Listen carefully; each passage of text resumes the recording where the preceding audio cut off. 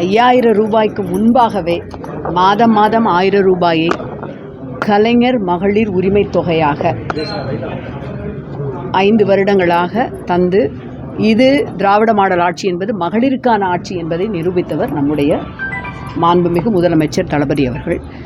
இந்த ஆட்சிக்கு என்னுடைய இந்த உறுதிமொழிதான் உரிமை தொகை என்றும் சொல்லியிருக்கின்றார். ஒன்றிய அரசாங்கம், குறிப்பாக பிஜேபி, வர இருக்கின்ற தேர்தல்களில் எப்படியாவது ஏதாவது செய்து வெற்றி பெற வேண்டும் என்று கொல்லைப்புற வழியாக பல முயற்சிகளில் ஈடுபடலாம் என்பதை உணர்ந்து, அதற்கான வழக்குகளும் தொடுக்கப்படலாம் என்பதையும் உணர்ந்து, ஏனென்றால் வழக்கு தொடுக்கப்பட்டால் அந்த 3 மாதம் அப்படியே நிலுவையில் நின்றுவிடும்.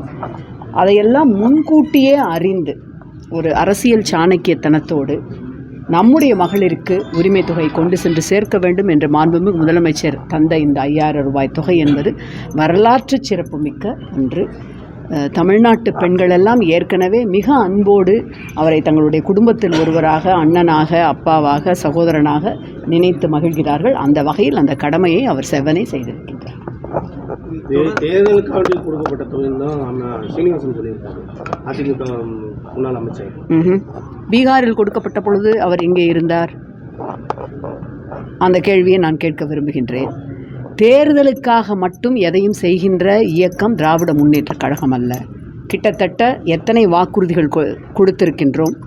370 வாக்குறுதிகளை நிறைவேற்றியிருக்கின்றோம். கொடுத்திருக்கின்ற 500 வாக்குறுதிகளில் 370 நிறைவேற்றப்பட்டிருக்கின்றது. மீதி இருக்கின்றவைகளில் ஒன்று எதனால் அவை நிறைவேற்றப்படாமல் இருக்கின்றன என்றால், ஒன்றிய அரசிடமிருந்து நிதி வரவில்லை, நிதி பற்றாக்குறையால் என்பதை தெல்ல தெளிவாக முதலமைச்சர் தெரிவித்திருக்கின்றார். வேண்டுமென்றால் அவர்கள் கூட ரைட் டு இன்ஃபர்மேஷன் RTA ஆக்டில் போட்டு எடுத்துக்கொள்ளலாம். ஆகவே தேர்தலை ஒட்டி, தேர்தலை கருத்தில் வைத்து எதனையும் சொல்கின்ற செய்கின்ற இயக்கம் திமுக அல்ல. மோடிக்கு எதிராக பேசும்போது திமுக MP யாருமே வெளிநடப்பு செய்யலன்னு சொல்லி நேற்று ஒரு குற்றச்சாட்டை மாணிக்கம் தாகூர் காங்கிரஸ். நாங்கள் காங்கிரஸ் இயக்கத்தோடு தோழமையிலே இருக்கின்ற ஒரு கட்சி. கூட்டணி குறித்து எங்களுடைய தலைவர், அவருடைய தலைவர்கள் பேசி முடிவு செய்வார்கள். ஆனால் நாங்கள் எப்பொழுதுமே, அதிலும் முதன்முறையாக மரியாதைக்குரிய லீடர் ஆஃப் ஆப்போசிஷன் LOP ராகுல் காந்தி அவர்கள் பிரதமராக வர வேண்டும் என்று அறிவித்தவர் எங்களுடைய மாண்புமிகு முதலமைச்சர் தான். எங்களுக்கு இப்பொழுது வரையிலும் அவர் உங்களுடைய தோழமையின் வழி செல்லுங்கள் என்று தான் அறிவுரை சொல்லியிருக்கின்றார். ஆகவே இந்த குற்றச்சாட்டு என்பது என்னை பொறுத்தவரை அது குறித்து அது தேவையில்லாதது என்று தான் நான் கருதுகின்றேன். புதுச்சேரியில் திமுகவுக்கு ஆட்சியில் பங்கு தரோம், அதே மாதிரி தமிழகத்திலையும் ஆட்சியில் பங்கு தரணும்னு சொல்லி காங்கிரஸ் அவர்கள் சொல்லியிருக்காங்க. அவரவர்கள் கருத்துக்களை கூறுவது அவரவர்களுக்கான விஷயம். ஆனால் இது குறித்தெல்லாம் பேசுவதற்கு, கருத்து சொல்வதற்கு எங்களுடைய கட்சி தலைமை, எங்கள் தலைவர் இருக்கிறார். அவர் பார்த்துக்கொள்வார். ஏற்கனவே சொல்லிவிட்டார், கூட்டணி குறித்து எல்லாவற்றையும் நான் பார்த்துக்கொள்கிறேன், பேசிக்கொள்கிறேன், நீங்கள் கழக பணியை, தேர்தல் பணியை மட்டும் பாருங்கள் என்று. ஆகவே அவர்தான் அதற்கு பதில் சொல்ல சரியான. 3ஆம் தேதி மீனவர்கள் இலங்கை நீதிமன்றம் விடுவிச்சிருச்சு. ஆனால் அவங்களை அழைத்து வர முதல்வர் நடவடிக்கை எடுக்கவில்லைன்னு சொல்லி தாவேக தலைவர் விஜய் குற்றச்சாட்டு. அவர் இப்பொழுது மிக சமீபத்தில் பாரத பிரதமருக்கு, இந்திய பிரதமருக்கு நம்முடைய மாண்புமிகு முதலமைச்சர் எழுதிய கடிதத்தை படித்து பார்க்குமாறு நான் வேண்டுகிறேன். இப்பொழுது கூட எழுதிய கடிதத்தை அப்படி வரிக்கு வரி பார்த்தால் எந்த அளவிற்கு மிக குறிப்பாக நம்முடைய தொப்புள் கொடி உறவுகளான அந்த இலங்கை மீனவர் பிரச்சனையிலே நம்முடைய முதலமைச்சர் அக்கறையோடு இருக்கிறார் என்பது குறித்து தெரியும். நான் இப்போது சமீபத்தில் நடந்து முடிந்த பாராளுமன்ற கூட்டத்தொடரில் விதி எண் 377 கீழ் இந்த பிரச்சனையை தான் எழுப்பியிருக்கின்றேன்.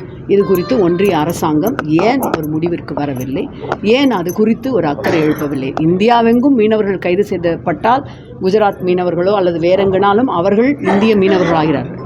ஆனால் தமிழ்நாட்டு இலங்கை கடற்கரையில் கைது செய்யப்பட்டால் மட்டும் அவர்கள் தமிழக மீனவர்களாகிவிடுகிறார்கள். ஏன் இந்த பாகுபாடு என்றே நான் விதி எண் 377 கீழ் கேள்வி எழுப்பியிருக்கின்றேன். மகளிர் உதவி தொகைக்கு 5000 ஊக்கத்தொகை, கோடைக்கால ஊக்கத்தொகை 2000, முதியோர்களுக்கு ஊக்கத்தொகை கொடுக்கலன்னு ஒரு குற்றச்சாட்டு. முதியோர்களுக்கு, சீனியர் சிட்டிசனுக்கு இப்போ அன்புச்சோலை என்ற ஒன்றை முதலமைச்சர் அவர்கள் தொடங்கி இருக்கிறார். அது குறித்து உங்களுக்கு தெரியும் என்று நான் நினைக்கின்றேன். அன்புச்சோலை என்பதே வயது முதிர்ந்த முதியோர்களுக்கான காப்பகங்கள் தான். ஆகவே முதியோர்களே அவர்கள் குறித்த அந்த விஷயங்களை மறப்பவர் அல்ல. அன்புச்சோலை போலவே சீக்கிரமே அந்த ஊக்கத்தொகையும் அவர்களுக்கு வழங்கப்படும். அதே மாதிரி நடிகர் விஜய் த்ரிஷாவை பற்றி இவர் நயனார் பேசியிருக்கும்போது அண்ணாமலை இன்னைக்கு என்ன சொல்லியிருக்காங்க அப்படின்னா, இதை விஜய் வந்து கட்டுப்படணும், அரசியலுடைய வந்து ஒரு பெரிய ஒரு அடித்தட்டு பேஷே வந்து வீட்டில் இருக்கிறது வந்து குடும்பங்களை பற்றி பேசுகிறது தான், இதெல்லாம் அவர் வந்து கற்றுக்கணும் இவங்க அப்படின்றது. அது குறித்து நீங்கள் மதிப்பிற்குரிய சகோதரர் அண்ணாமலை அவர்களிடம்தான் கேட்க வேண்டும். ஆனால் நான் என்னுடைய கண்டனத்தை பதிவு செய்திருந்தேன்.